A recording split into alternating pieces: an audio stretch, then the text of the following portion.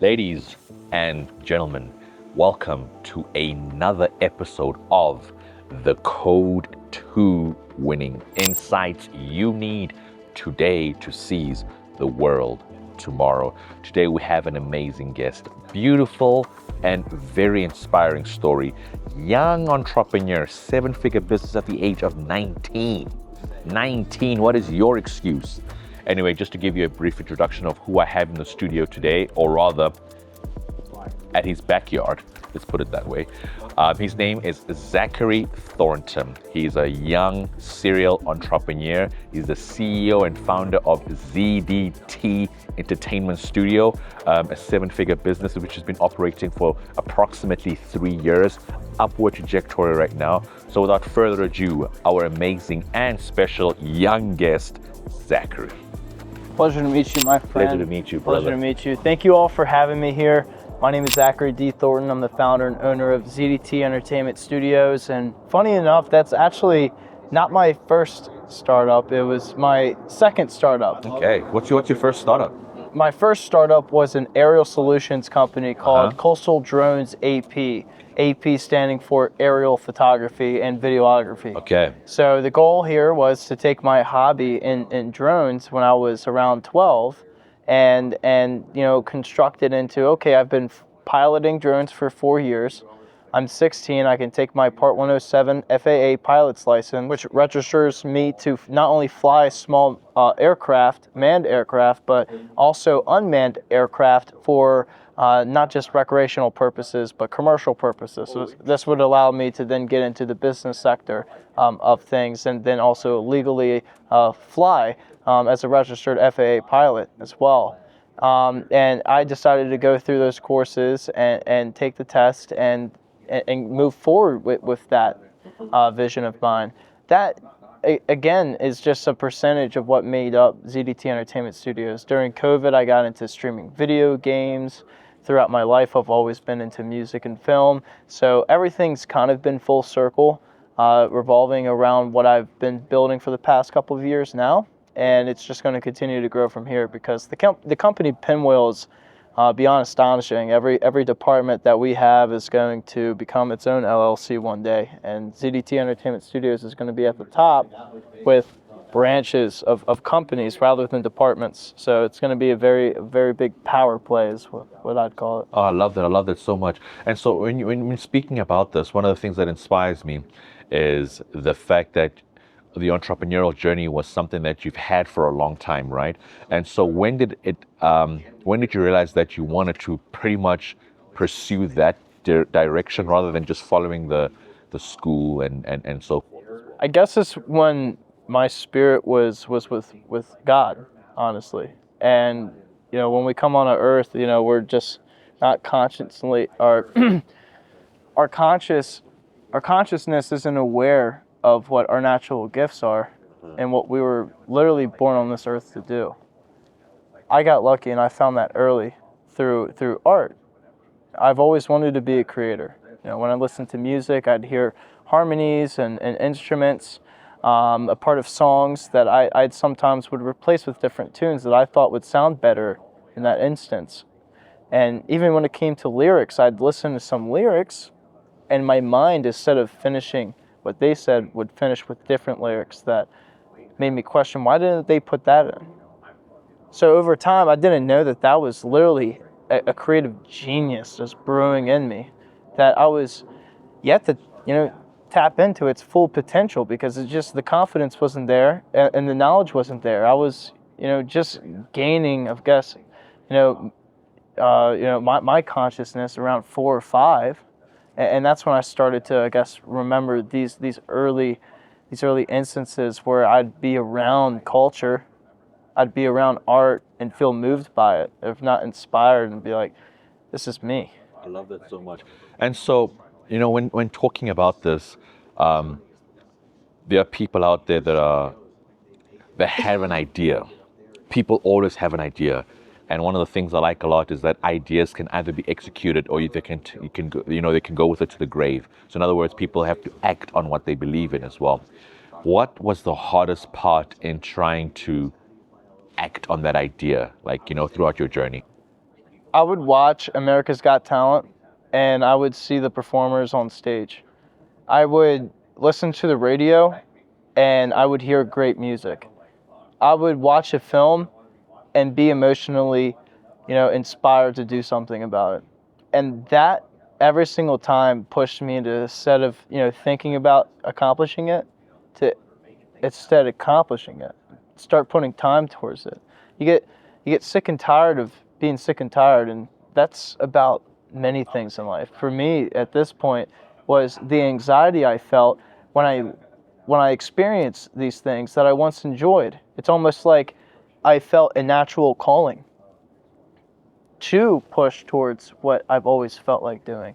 And it was through listening and experiencing the things that I've once loved and now feeling regret for not doing it. Because I would listen and I knew at that point. Now I'm like 16, right?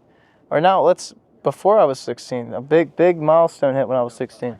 Before I was 16, when I was 15, I knew I could be doing this shit. When I was in 6th grade, what got me, really writing songs was my poetry growing up. I loved poetry. Now I'm in middle school, and Lil Pump comes out with Gucci Gang. And the song goes viral. Everyone knows Gucci Gang. And now Lil Pump because of it. I decided to do a deep analysis. I looked at the lyrics. Do you know how many times he said Gucci Gang? I'd say 3/4 of that whole song. You look at the script, look at the book, it's literally just a Gucci Gang book. It just says Gucci Gang the whole time. So if he could accomplish that with so little, with nonsense, I'm going to be honest with you.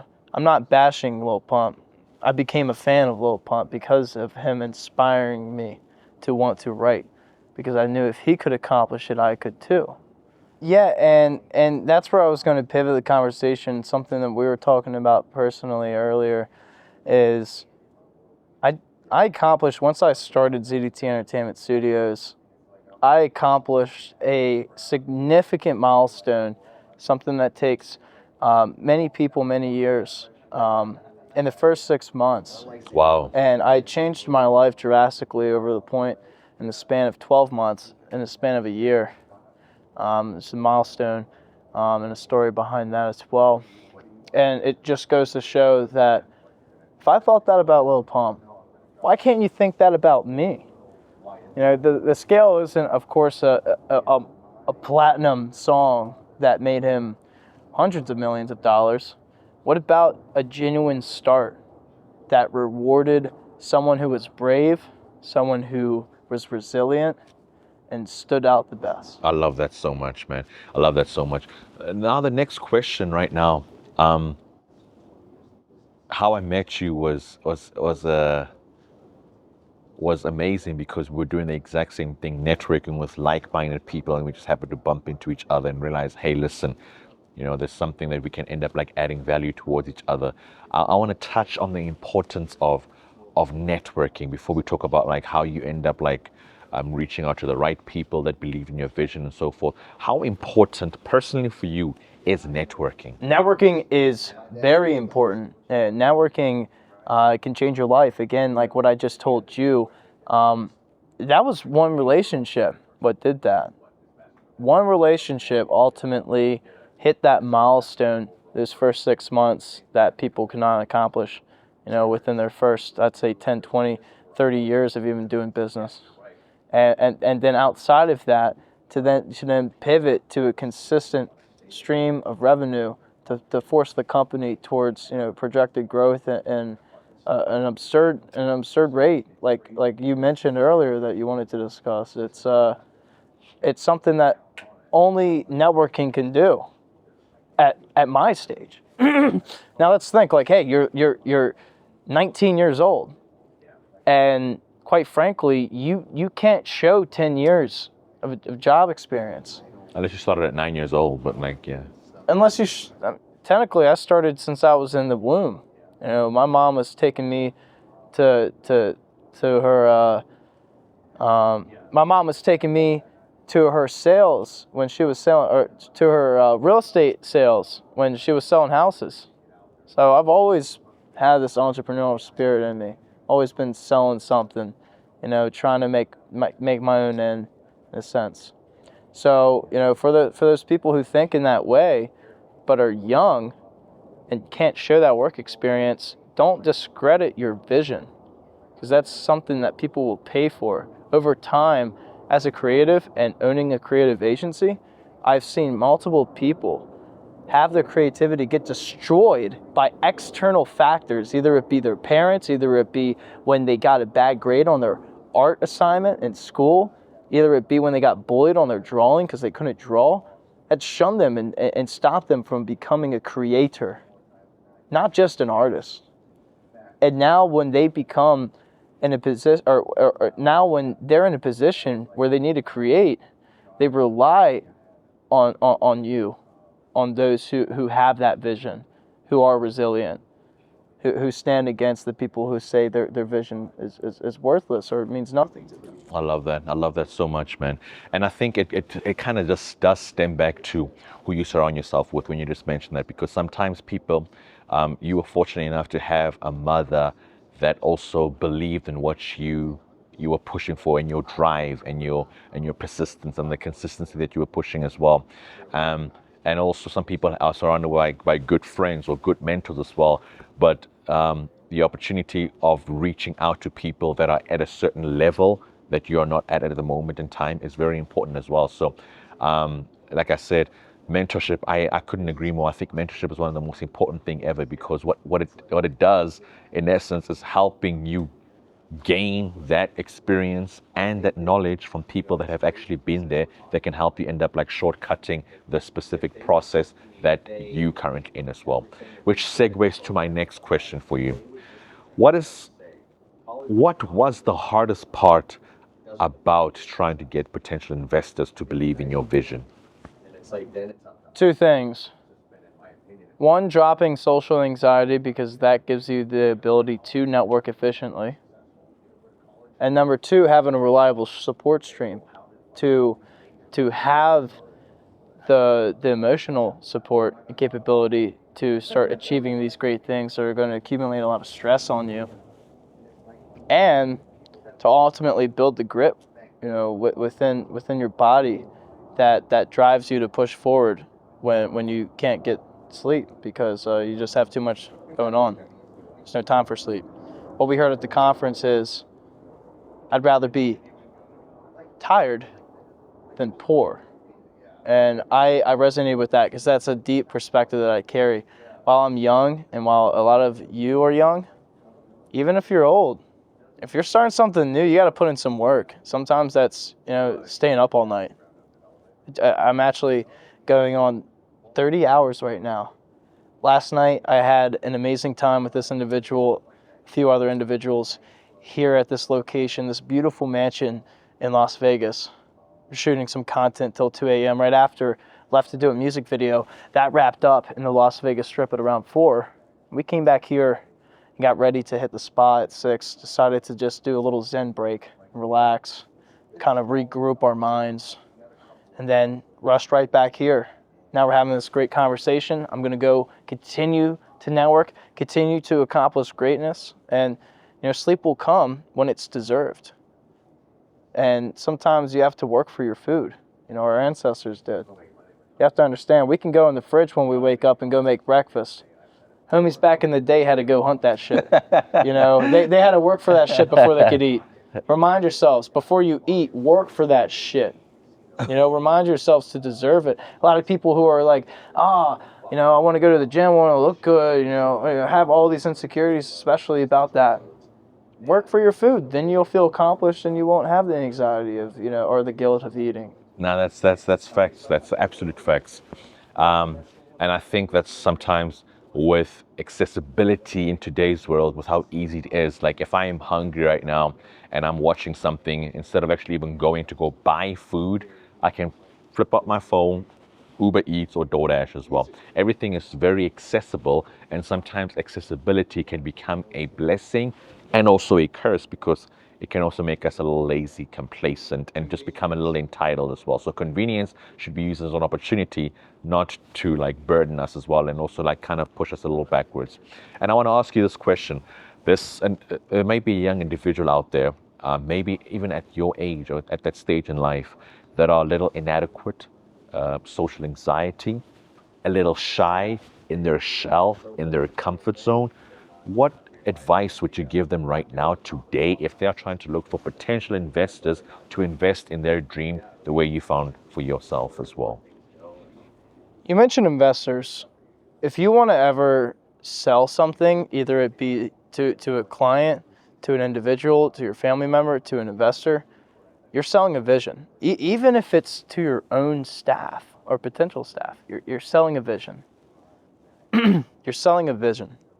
No matter how much money you've made to date, if it's clear, if it's concise, and if it has a plan, there's real numbers that back it up, you'll get whatever you want. Everything that's done right will succeed.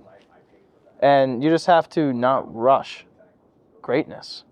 And being a creator, I have to remind my creatives that you can't rush a masterpiece. Masterpieces come with time. You know, they come with provisions and deep thought, as well as guidance, because I'm going to just drop it with this, all plans fail without guidance. And that's a biblical thing, my friend. I love that. But there often is a saying that sometimes failing is very important when you're young. I don't know your backstory as well. Have you experienced setbacks and major failures at this point in your career so far? 100%. And I dealt with that growing up all throughout my school days.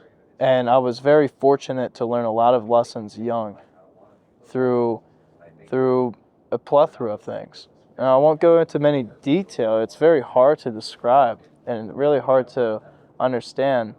But you just have to realize when you go through things or when you're presented challenges, you're really given opportunity.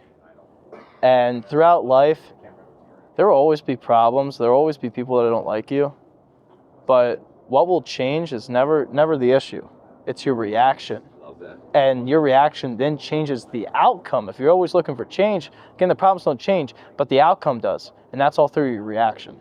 So if you change your reaction to things and you look through life through new lens, new camera lens, your eyes, or even your perspective up in your consciousness and your mind, you'll experience life in a whole new way. And you will now not be affected by things that once affected you. You build your life. No one told you that your family is your family. Yeah, you were born there, but really you create your family, my friend. Hate to tell you if you're scared to realize that, because it's going to put in work. But right now, I just met a brother, right? I lost my brother at 16, but we can maybe not replace them, but add and remember and appreciate and just continue life. We can't be stuck and dwell. You're not going to move forward. You're not going to grow. I'm trying to build a garden. I don't have time for dead weeds in my land. I need beautiful bushes that are going to continue to bring new flowers every season. I need that shit to be consistent. You know what I call you? That's what I want my family to be. I want my family to be consistent. But again, before that, you can build that. That's your choice. I was going to say that that was very poetic. You are the modern day Shakespeare, respectfully. Funny enough you say that. Very funny enough you say that. And people who are watching, some people who are watching will laugh when you say that. Because everyone's stuck on modern day mentors. I'd like to go back into the past. You can learn a lot through history because history repeats itself. That's why I love history. That's why I love politics. And the thing with Shakespeare is he was so widely celebrated, and we still learn about him in our school system today, and we still know about his plays, and they're still going on because of how relatable he was and how relatable he is. I believe that's one of my superpowers, is to be a powerful communicator, to be able to help people not just see things in their perspective, but to open their minds and kind of relate to things in a multi-point view. That's how I started with my music. I wanted to be multi-genre. Why restrict your talent into one genre? If you're a talented artist, you're not just a singer, you're not just a rapper, you're also a musician. You also songwrite rock, you also songwrite gospel, you also songwrite metal, you also, produce DJ sets. Because you are an artist and a unique and masterful artist in your field. Who loves music more? Show me. Show me how many instruments you play. If you don't play instruments, then show me how many genres you can write. Consistent value in each song. Show me that. Then you're a true music artist. I love that. And it's same in the film industry. You can make horror films, great. You have a wrecked mind, no offense, but all right, now show me a what was that one show called? Not show, but it's like what all the girls like during Christmas time. Hallmark. Now make me a Hallmark movie. Hallmark, yes. Go from horror to Hallmark. And if you can be that diverse, now you're a true creator. Being able to adapt and change is, I think, what makes an artist true. And a lot of people and a lot of creative agencies, and this is something that makes us different, is that they specialize in one thing. Make yourself different. Stand out. Stand out by being the best. And I think that's how we've been able to grow so fast, so easily. You make it sound easy, but I had to drop the social anxiety and focus on the quality. You know what? One thing I like about everything we've been saying that I'm very curious about, we're talking about it, James and I, and a few of the other guys here, is the level of maturity you have and social awareness, emotional intelligence. You're so young, but so mature in business and situations, transactions, interactions, connecting, firm handshake, eye contact. Most people take a long time to learn that kind of thing.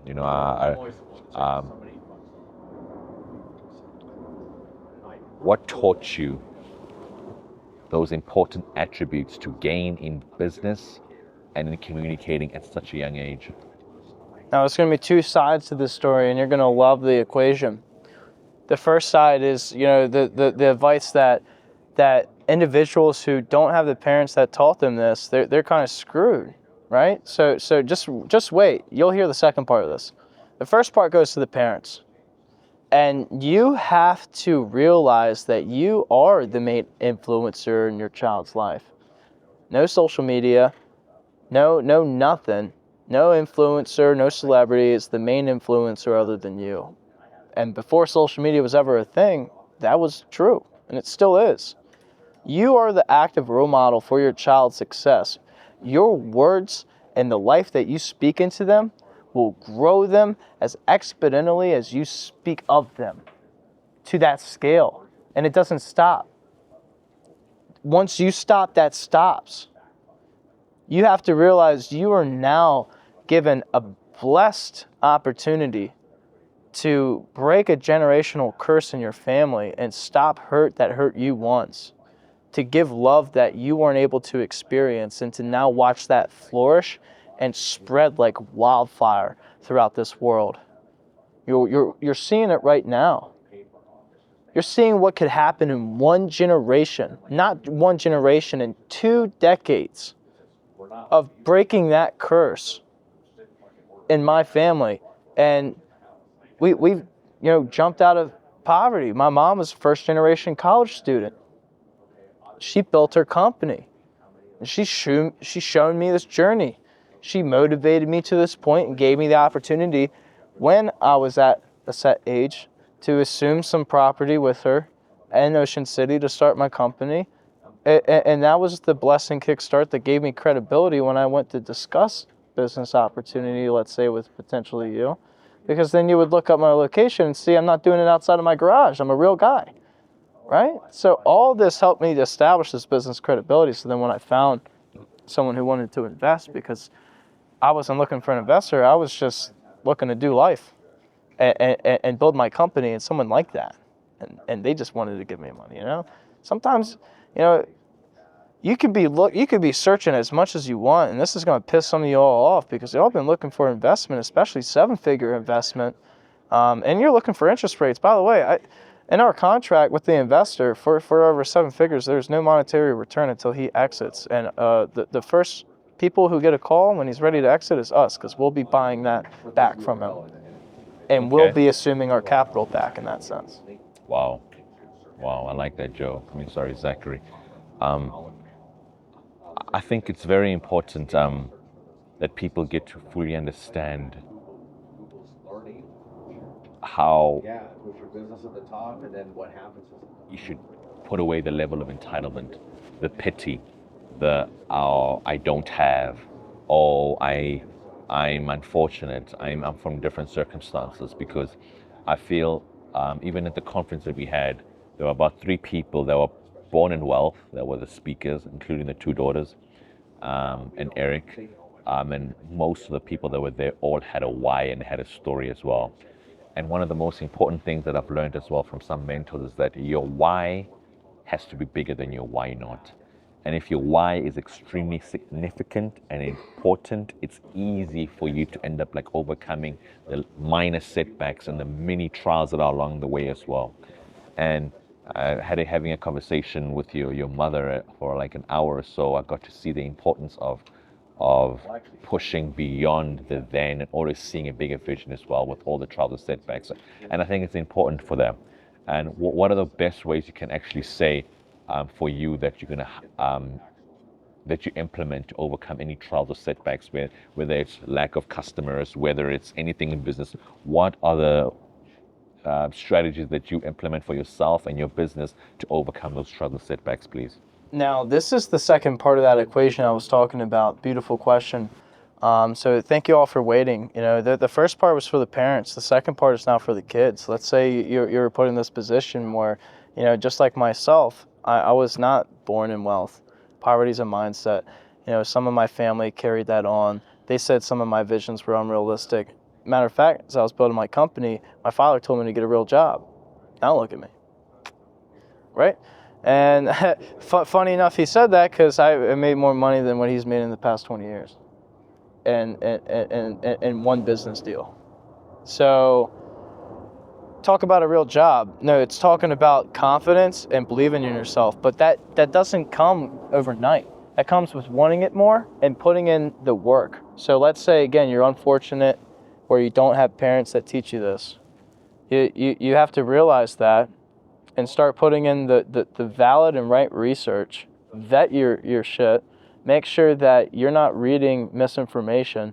Everything's true and unbiased, coming from an unbiased source. Non-political information as well. That's very, very important. You don't start stirring into a political side of things. Stay unbiased, because politics aren't real. It's always the facts. And if you keep that perspective, you'll start learning. And that will start giving you value. That'll start reinforcing your vision. And now when you have conversation, you have real value to bring into the conversation with someone. And now when someone hears you speak, they're like, wow, I love that. I'm attracted to that. I want to be around that. I love that. And all of a sudden you found your investor. I found someone who wanted to develop a $250,000 app with me just because I pulled up to a parking lot and said hi to him because he liked my car. Some random people. I was picking up my suit for this conference and literally pulled up in my Corvette C8. We'll admit, it is a nice car. And it's these 2 random individuals in the parking lot. I pull up right here. These 2 are right here. They turn. They see me. I'm walking out. Mint's warehouse is over here where I'm picking up the suit. I'm about right here. Meet up with them. They're like, wow, you got a nice car. I'm talking with them for 10 minutes. Here's the power of networking. In those 10 minutes, I told them about what I did, who I'm about to service for a mobile app, who we currently service for media management, production, social media, all this other stuff. And he just lost his shit. He said, oh my gosh, where have you been? I needed to meet you. I have to show you something right now. He dropped his conversation with his friend. I stalled a minute to pick up my suit, And we started walking. We started walking towards the Men's Warehouse. I thought he was going to talk with me so I could pick up my suit. Matter of fact, he goes to the building right next to the Men's Warehouse and opens the door. He's like, "This is my property. We just built and renovated this.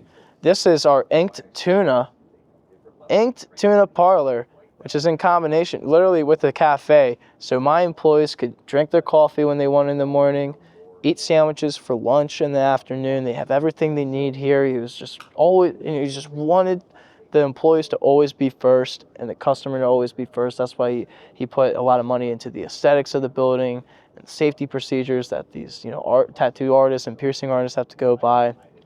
He takes me in the back, where his operations room is. And for like 30 minutes, we're just talking about this mobile app, this website, and this other social media work we'd be doing for him. And we just kicked it off. We literally were walking out so I could go pick up my suit. We stopped inside the cafe because it was just a beautiful cafe and talked for another 30 minutes because it was so good. He ended up also being a charter for this fishing tournament that he wants us to go on his boat soon and go and record content on top of maybe being a media contract and now negotiating a $250,000 app. All because I pulled into a parking lot, I said hi to some guy who liked my car, and instead of saying hi, I had 2 words. Here's my advice, not mine. It's from Elon Musk. Caring and competency. I cared about this individual because he was a human and had a soul, and I had the competency enough to carry a conversation out long enough to get me to a value proposition, which then he liked and then proceeded to want to carry on. And that's what then got us this opportunity. That's what got us our investor opportunity. It's what got us this opportunity because I dropped my social anxiety. I looked at this man in his face and said, "Wow, you look like a really cool, genuine individual. Let's talk." Maybe he said that to me. However that instance went, we had to drop our social anxieties to meet each other. We could have been there in that same room. We could have looked at each other, but we could have said nothing. And you're going to waste your money going to these events thinking that you're networking, when in reality, you're wasting your time. You should be, if you're in a room with 1,000 people, getting no less than 50 contacts per day. If you're not, you're failing. Facts. And that's because of your social anxiety, my friend. I love that. Straight up. I love that. I love that a lot. I had a question, just to segue with that. It does take a lot to get out your comfort zone, when you add all that kind of stuff that you just mentioned. But there's always peace, or there's growth, rather, if you find comfort outside your comfort zone and then you find a new uncomfortable, in a different zone as well. Because the more you become comfortable, you're inviting a level of stagnation, inviting a level of complacency, you're inviting a level of just being at the same point. And at the same time, if you're not growing, you're basically digressing. And it's very important as entrepreneurs, prospective entrepreneurs, investors, philanthropists, CEOs, whether you're high, whether you're low, everything you just said, I could not agree more, because the more you end up having that vision and everything is heading towards that goal, any outside influence that is pushing you backwards is only going to be a little minor blip. Before you know it, it's going to help you get faster towards your goal as well, which I think is very important. And that's what I want to try and figure out. So I'll take it from here. We can talk all the shit that we want on stagnatism. In my local community, it honestly sucks. But for the local community members and for also other business owners that share the same perspective of consistent annual income that doesn't gain by any percentage points annually each year, look at it at charts. I'm a businessman. I'm the best with people. I'm the best with numbers. I'll draw a chart for you. Animators, put this in. Here's a box here. Here's a line of your cash. Now, all of a sudden, your line of your cash goes stagnant. Each year, you're making the same amount of money. Let's look at U.S. inflation. Let's look at the dollar amount. Let's look at the price of goods. Your bank account, even though it looks like it's going the same and you're making the same each year, it's going down. Your depreciation, your expenses, everything is changing rapidly and your revenue isn't. The price of the dollar is going down. This is just basic economics. And if you're not scaling and you're not growing, and if you're stagnant,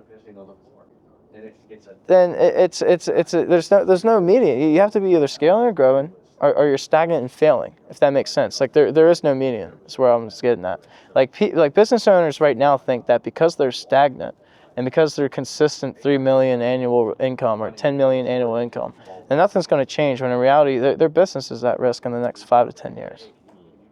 So why not take the small risk to invest into a creative agency that could scale your company tenfold? Yeah, but why are people afraid to take the risk? Is my question. There's three main objections. There's time, belief, and money. But let me help you believe in something.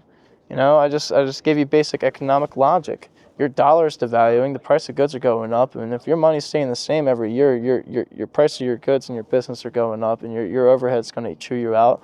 You're going to start to have to cut costs by cutting employees. Each employee is a story. Each employee has a life and a family. Is that something you want to risk? No, hire us. That's something that Secrets is about to do. We're about to develop them a mobile app. We're about to change their music scene. Their attendees dropped from 800,000 to 600,000, and they're asking, how do we change it? How do we get young people to come in? Because they haven't had young people come in, they think that young people don't go out. They think that they're competing with the Airbnbs, but really they're just competing with other clubs in the cities that do a better job in the music scene. So let's just change the music scene back up. Let's start promoting headliners. Let's make things a new experience where people could become new super fans. And now you have an opportunity where you promote tourism, because Secrets once before is not the Secrets that was once known. It's something that's bigger and better, never seen before. You're talking about a top 11 nightclub back in 2013 now being a top 5 in 2026. So how do you do that? You don't do that by some videographer. You don't do that by some editor. You do that by a creative agency, an entertainment agency that knows what they're doing. Okay, no, awesome stuff. I'm glad you've elaborated in depth with these certain topics as well. And I love the entrepreneurial energy, spirit, knowledge, insight, and experience. What's the toughest part about being an entrepreneur? You don't need people to believe in you, but it kind of sucks when people just don't trust that you put in the work, you put in the time and the research and the effort to either build a great team or be the most educated in your field in the room at the moment. And again, I'll say something that Elon Musk says, great, if you're not the smartest person in the room, you better hire the smartest person in the room. And that's something that I've done all my life. I've either been the smartest or I've had the smartest in my room. So when I come into conversations, especially across business, and I miss an opportunity because of a lack of respect, maybe even just because of my young age, they lack the caring and competency. They lost the business deal. So did I. But in reality, that was a relationship that I didn't need to waste my time on. We have to be very selective with who we work with. Even though I want to scale and I want to work with, let's say, over 1,000 companies on a monthly retainer in the next couple of years. There's hundreds of millions of small businesses. 1,000 is nothing in comparison to that. Be selective. Next is check. Grant Cardone says it best. If someone isn't willing to respect you for your time and how much you cost, then you're just not marketing to the right person. And don't get discouraged. Find someone with the money who has the want for your service, and pitch it like hell to them.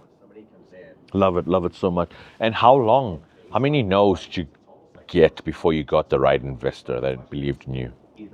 Again, I wasn't looking for an investor, so I just got one yes. And I think that's what's going to be pissing people off, is that they'll get hundreds of thousands of no's just to get their first yes. And again, they're going to be put on a contract that's guaranteeing the investor to get their money back over time, starting literally probably today, in a sense, if you were to sign that. And this contract that we signed was guaranteed over 7 figures in the span of basically 8 years.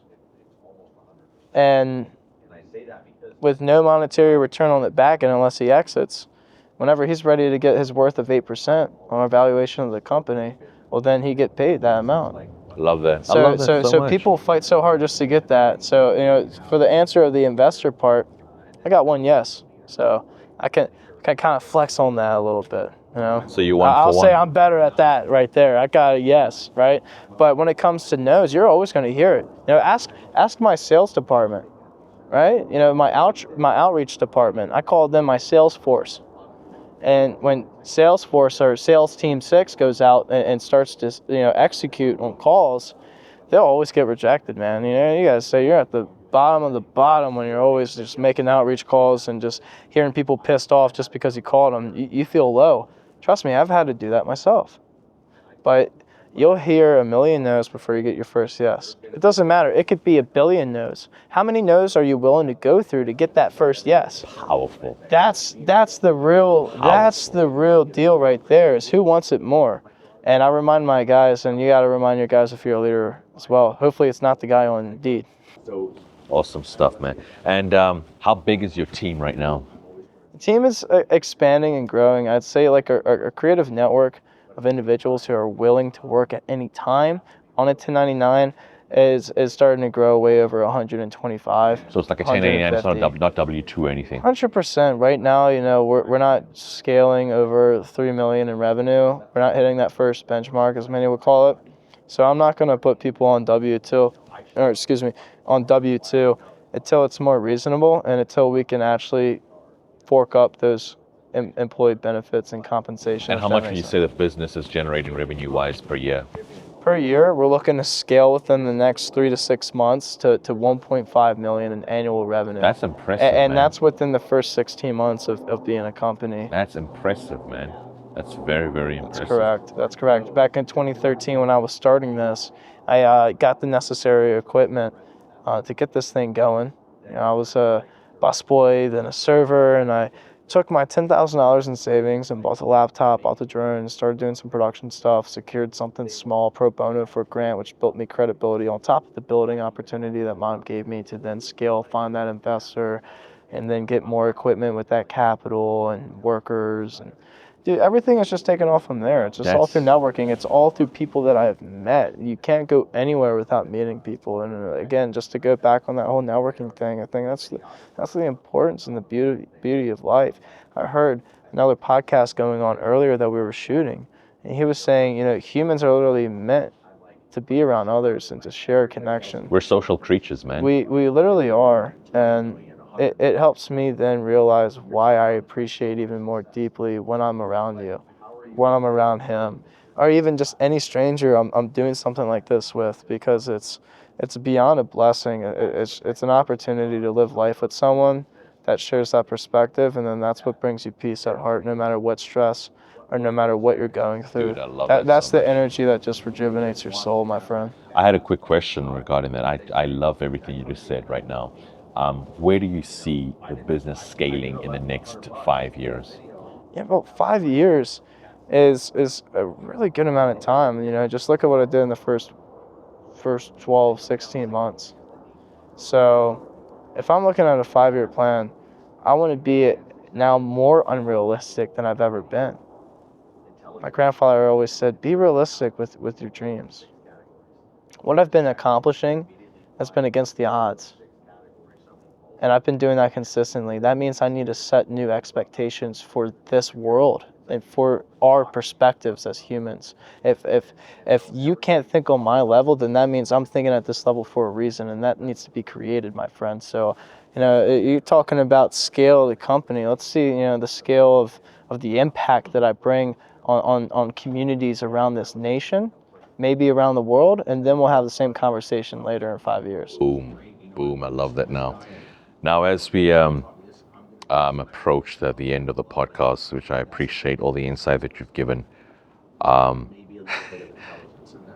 Thank you again for the opportunity. No, I'm grateful. So, I want to I'm going to ask this question because I was going to ask it, but go for it, yeah. I'm going to ask it. So I usually ask people, give me or give yourself advice to your younger self, and I think you deserve to give advice to your teenage self, considering where you are, how successful you are as a 21-year-old or turning 21.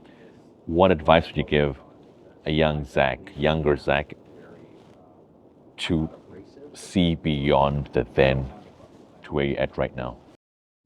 I want everyone to just like close their eyes and just think on this. Even yourself, just think on it. And close your eyes and just think of just now my words being just something in your head. I want you, now think of when I say you as yourself. And when I say I, my words, that's your older self giving you this advice. You know, I want you to put horse blinders on, my friend, because you need to keep your focus on what you've meant to always do, on your greatness, on your passion. Those are going to be the things that not only fully satisfy your heart, but those are going to be the things that motivate and influence others to create their futures, to create the future, to create your future.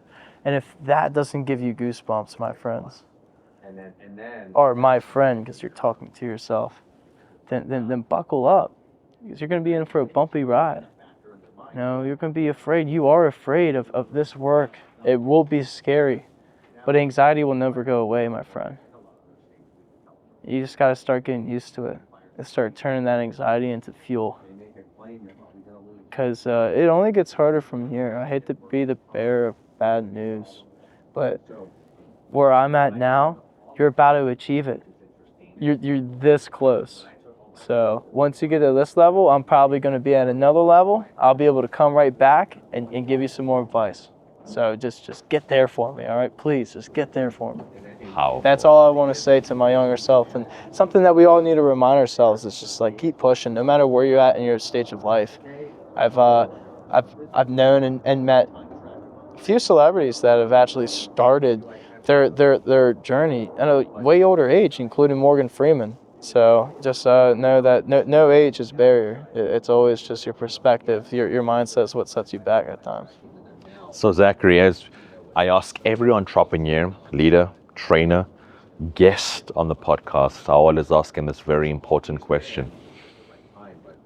What is your personal definition of the term winning? Winning is accomplishing something that means something to you.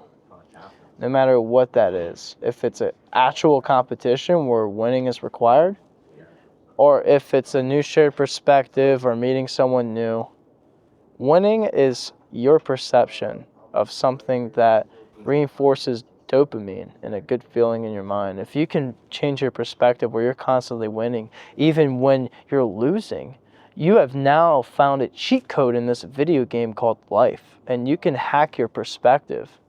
You can hack it through taking minor L's and turning them into long-term dubs, if that makes sense. You know, like any short problem is actually a win because you learned something from it. Change your perspective and how you carry it, my friend. Powerful. Awesome stuff. If you could let the viewers know where they could get a hold of you, social media, your company, if they want to try and do work with you guys, and just ways to try and contact you, please let our viewers know. Yeah, reach out to me directly. I'm probably the only entertainment agency that you can talk to the CEO 24/7, 7 days a week, 365 days of the year. 443-783-0816. Go ahead and give me a call, give me a ring anytime you want. I'd be happy to spend some time with you, get to know your objective.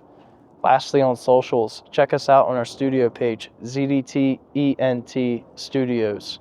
And then lastly, our website, zdtentstudios.com. I like to try to keep everything simple and easy for everyone. Again, this was Zachery D. Thornton, founder and owner of ZDT Entertainment Studios. It was a pleasure to be on this podcast, my friend. The code to winning insights you need today to seize the world tomorrow. Zachery, great honor, brother.